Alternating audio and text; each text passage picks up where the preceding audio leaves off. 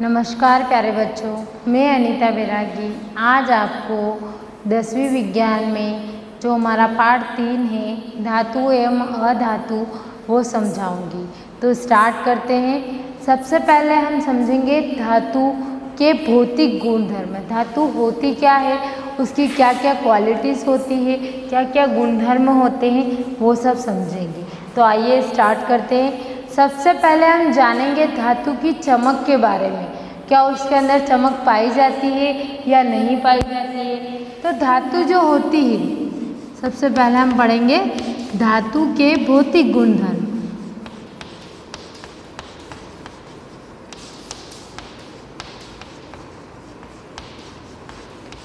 सबसे पहले पढ़ेंगे हम चमक, ठीक है। तो धातु जो होती है, धातु की जो सतह होती है वह चमकदार होती है, ठीक है, चमकदार होती है धातु। जैसे एग्जाम्पल के लिए हम लेंगे सोना, चांदी, ईटीसी। ये जो है हमारी धातुएं हैं जो चमकदार होती है, ठीक है। फिर हम पढ़ेंगे धातु की कठोरता। तो धातु जो होती है वो सामान्यतः कठोर होती है, ठीक है। जो धातु होती है वो हम सामान्यतः कठोर होती है, जैसे तांबा, लोहा आदि। लेकिन लिथियम, सोडियम और पोटेशियम जो है यह मुलायम होते हैं, अर्थात ये अपने गुण के विपरीत कार्य करते हैं। तो जो अपने गुणों के विपरीत कार्य करते हैं वह अपवाद कहलाते हैं। वास्तविक रूप में जो धातु है लोहा और तांबा है जो अपने कठोर रूप में पाई जाती है, लेकिन अपवाद के रूप में लिथियम, सोडियम, पोटेशियम ये सब जो है यह है अपवाद। क्यों? क्योंकि यह अपनी वास्तविक अवस्था को छोड़कर मुलायम या द्रव अवस्था में पाए जाते हैं। अगला है रूप या अवस्था।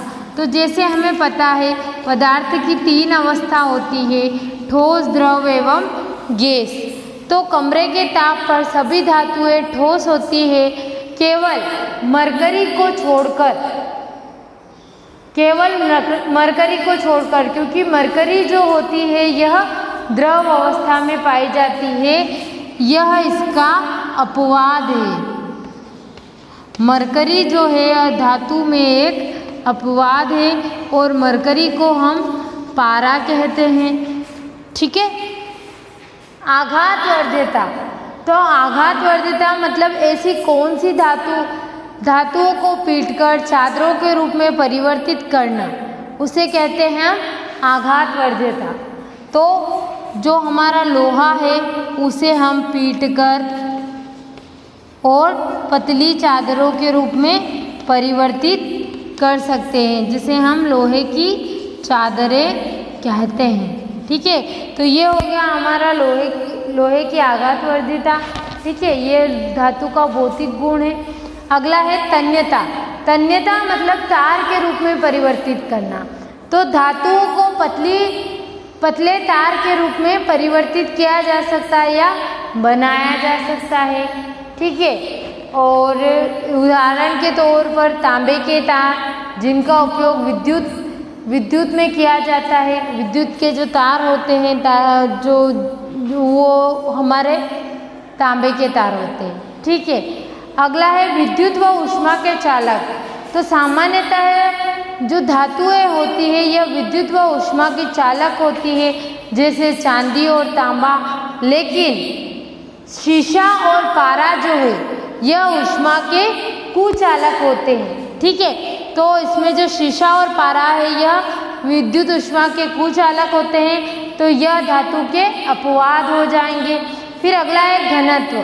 सामान्यतः घनत्व और गलनांक जो होता है वह धातुओं का उच्च होता है, लेकिन सोडियम और पोटेशियम का घनत्व जो होता है वो कम होता है। तो सोडियम और पोटेशियम जो है यह धातु के लिए अपवाद है, ठीक है। अगला जो है हमारा ध्वनिक, मतलब धातु जब कठोर सतह से टकराती है तो वह आवाज़ उत्पन्न करती है। अगला है ऑक्साइड। तो धात्विक ऑक्साइड क्षारक प्रवृत्ति के होते हैं। जो हमारे धातु होती है उसके जो ऑक्साइड होते हैं वो क्षारक प्रवृत्ति के होते हैं। अगला है, ये तो हो गए हमारे धातु के भौतिक गुणधर्म। अब हम अधातु के भौतिक गुणधर्म के बारे में समझेंगे। तो सामान्यतः अधातु जो होती है वह धातु के विपरीत गुण प्रदर्शित करती है। मतलब जो गुण धातु के हैं उसके विपरीत गुण किसके होंगे? अधातु के होंगे। ठीक है, तो सबसे पहले हम बात करेंगे अधातु की चमक के बारे में। तो अधातु की सतह चमकदार नहीं होती है, लेकिन हमें पता है कि जैसे हमारे धातु में कुछ अपवाद थे वैसे ही हमारे अधातु में भी कुछ अपवाद होंगे। तो अधातु की सतह चमकदार नहीं होती है, जैसे उदाहरण के लिए कार्बन। लेकिन जो आयोडीन होता है वह उसकी जो सतह होती है वह चमकदार होती है। तो जो अधातु है उसका अपवाद होगा आयोडीन। अगली बात करते हैं हम अधातु की कठोरता। तो जैसे हमारी धातु कठोर होती है वैसे हमारी अधातु कठोर नहीं होती है। लेकिन जैसे धातु के अपवाद है वैसे अधातु के भी अपवाद है। वास्तविक अधातु जो है कठोर होती है वह है हमारा कोयला। ठीक है, जैसे यहाँ पर था हमारा कार्बन। लेकिन इसका भी अपवाद है और वह अपवाद है हमारा हीरा। ठीक है, क्योंकि हमें पता है हीरा सबसे कठोर होता है। अगली बात करेंगे हम रूप या अवस्था की। तो कमरे के ताप पर जो अधातु होती है वह या तो ठोस होगी या गैस होगी, लेकिन ब्रोमीन जो है वह द्रव अवस्था में पाई जाती है और यह अधातु का अपवाद है। अगला है आघातवर्ध्यता। तो जैसे धातु में आघातवर्ध्यता होती है, मतलब उसे पीटकर पतली चादरों में परिवर्तित किया जा सकता है, लेकिन जो अधातु होती है उसे कूटकर या पीटकर पतली चादरों में परिवर्तित नहीं किया जा सकता। अगली बात है तन्यता। तो जैसे धातु में तन्यता होती है, मतलब उसे तार में परिवर्तित किया जा सकता है, लेकिन अधातु को पतले तार में परिवर्तित नहीं किया जा सकता। अब विद्युत और ऊष्मा के चालक। तो अधातुएं जो होती है वह विद्युत और ऊष्मा की कुचालक होती है, लेकिन ग्रेफाइट जो है वह विद्युत का सुचालक होता है। मतलब विद्युत और ऊष्मा के चालक तो है अधातु, लेकिन ग्रेफाइट जो है विद्युत का सुचालक है, तो यह इसका अपवाद है।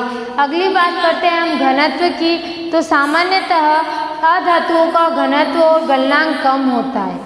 ठीक है, ध्वनिक। तो अधातु कठोर सतह से टकराने पर ध्वनि उत्पन्न नहीं करती है। और ऑक्साइड, तो अधात्विक ऑक्साइड की प्रकृति जो होती है वह अम्लीय होती है। ठीक है, अब हम आगे बात करेंगे धातुओं के रासायनिक गुणधर्म। हमने धातु और धातु के भौतिक गुणधर्म समझ लिए हैं। अब हम धातु के रासायनिक गुणधर्म समझेंगे। अर्थात जब धातु वायु के साथ क्रिया करती है तो क्या होता है?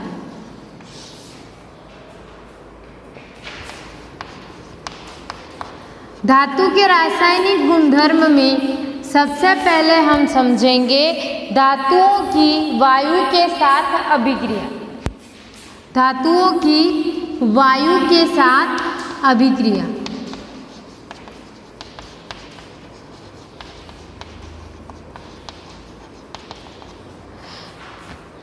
तो धातुएं ऑक्सीजन के साथ अभिक्रिया करके धातु ऑक्साइड बनाती है। तो देखिए वायु में दो ही धातुएं पाई जाती है। वायुमंडल में हमें पता है कि ऑक्सीजन और नाइट्रोजन पाई जाती है, लेकिन नाइट्रोजन की जो क्वांटिटी होती है वो बहुत कम होती है और ऑक्सीजन सबसे अधिक मात्रा में पाई जाती है। तो जो भी धातुएं होगी वो ऑक्सीजन के साथ अभिक्रिया करेगी। ठीक है, तो धातुएं ऑक्सीजन के साथ अभिक्रिया करके धातु ऑक्साइड का निर्माण करती है। जब हम इसे शब्द समीकरण में लिखेंगे तो धातु प्लस ऑक्सीजन टेंस टू धातु ऑक्साइड।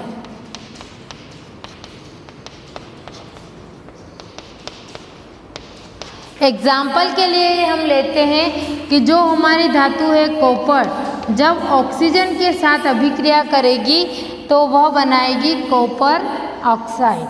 ठीक है, एक और उदाहरण लेंगे हम एल्यूमिनियम। तो एल्यूमिनियम जब ऑक्सीजन के साथ अभिक्रिया करेगा तो वह बनाएगा एल्यूमिनियम ऑक्साइड। ठीक है, तो धातु ऑक्सीजन के साथ अभिक्रिया करके धातु ऑक्साइड बनाती है। अब धातुएं जो ऑक्सीजन के साथ अलग अलग तरह से अभिक्रिया करती है, जैसे सोडियम और पोटेशियम वायु में आकस्मिक आग पकड़ लेते हैं, जिसे रोकने के लिए इन्हें केरोसिन के तेल में डुबोकर रखा जाता है। मैग्नीशियम, एल्यूमिनियम, जिंक, लेड ये सभी वायु के साथ धीरे धीरे अभिक्रिया करते हैं। इन धातुओं पर ऑक्साइड की परत चढ़ जाती है। जैसे हमारा लोहा है, वायु में गर्म करने पर कोई अभिक्रिया नहीं करता है, लेकिन जब लोहा चूर्ण गर्म कर दिया जाता है या लोहे को जब चूर्ण में परिवर्तित करके गर्म किया जाता है तो वह जलने लगता है। कॉपर पर वायु की उपस्थिति में काले रंग की परत चढ़ जाती है।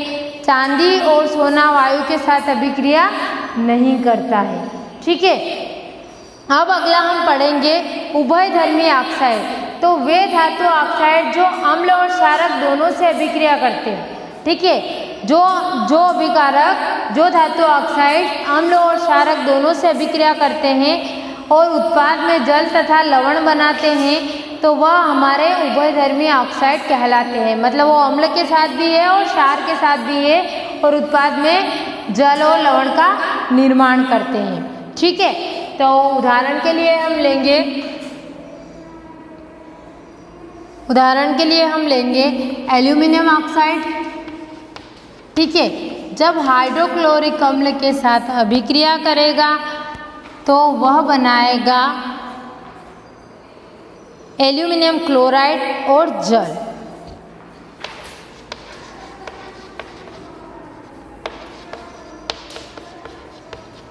यह हमारा है लवण। ठीक है, और यह जल। ठीक है, यह हमारा अम्ल है। यह हमारा अम्ल था, यह धातु थी। ठीक है, अगला होगा हमारा, अब एक उदाहरण हमने अम्ल का लिया है, अगला उदाहरण हम लेंगे क्षार का। तो एल्यूमिनियम ऑक्साइड जो है यह हमारा धातु के रूप में प्रयोग होगा। ठीक है, और हम क्षारक के रूप में उपयोग करेंगे यहाँ पर सोडियम हाइड्रोक्साइड। यह हमारा क्षारक होगा। ठीक है, तो जब यह आपस में क्रिया करेगा तो यह बनाएगा सोडियम एल्यूमिनियम क्लोराइड। ठीक है, सोडियम एल्यूमिनियम ऑक्साइड और साथ में बनाएगा जल। तो ये हमारा होगा लवण और ये हमारा होगा जल। ये दो अभिक्रियाएं, एक धातु अम्ल के साथ अभिक्रिया करके लवण और जल बनाएगा और दूसरा है धातु क्षारक के साथ अभिक्रिया करके लवण और जल बनाएगा। मतलब उभयधर्मी ऑक्साइड वे ऑक्साइड होते हैं जो अम्ल के साथ भी अभिक्रिया करते हैं और क्षारक के साथ भी अभिक्रिया करते हैं। ठीक है, अब हम समझेंगे धातुओं के रासायनिक गुणधर्म। धातुओं के रासायनिक गुणधर्म में हमने एक वायु के साथ अभिक्रिया समझी है, अगली हम समझेंगे जल के साथ अभिक्रिया। ठीक है, सेकेंड होगा हमारा जल के साथ अभिक्रिया।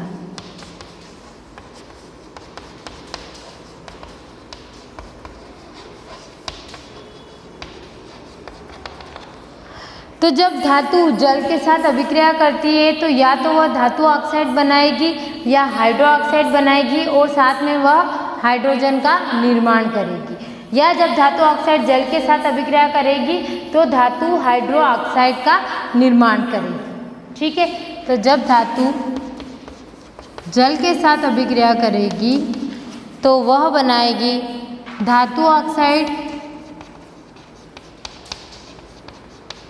और साथ में हाइड्रोजन। ठीक है, उदाहरण के तौर पर हम लेंगे सोडियम की जल के साथ अभिक्रिया। जब सोडियम जल के साथ अभिक्रिया करेगा तो वह बनाएगा सोडियम हाइड्रोक्साइड और हाइड्रोजन। एक और लेंगे कैल्शियम। कैल्शियम जल के साथ अभिक्रिया करेगा तो कैल्शियम जल के साथ अभिक्रिया करेगा तो बनाएगा कैल्शियम हाइड्रोक्साइड प्लस जल। ये है हमारी धातु की जल के साथ अभिक्रिया।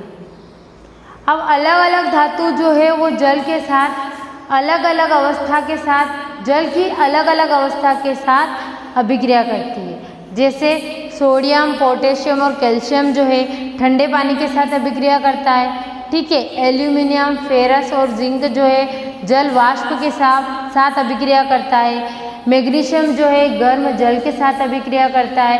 कैल्शियम और मैग्नीशियम अभिक्रिया के दौरान जल की सतह पर आ जाते हैं क्योंकि उत्पन्न हाइड्रोजन गैस के बुलबुले कैल्शियम मैग्नीशियम सतह पर चिपक जाते हैं। और सोना, चांदी, कॉपर और लेड जो है जल के साथ अभिक्रिया नहीं करते हैं। इसके आगे का हम अगले वीडियो में पढ़ेंगे। धन्यवाद।